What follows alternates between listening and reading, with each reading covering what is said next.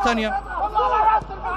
محمود عبد العاطي بيلعب كرة بينية واستلام على طول من هاني مرة ثانية. سعيد بينزل الكرة على الأرض ويعدي ويلعب بينية في منتهى الجمال وكرة وجول جول جول.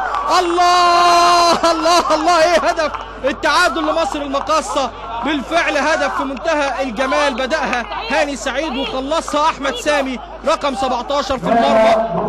ولا ميدو جابر مين اللي سجل الهدف؟ هنشوف الإعادة مرة تانية، ولكن هدف يسكن شباك الفلسطيني رمزي صالح لنادي مصر المقاصة. هدف جميل بدأوا هاني سعيد أو عمل الكرة هاني سعيد، وبالفعل هدف التعادل لنادي مصر المقاصة.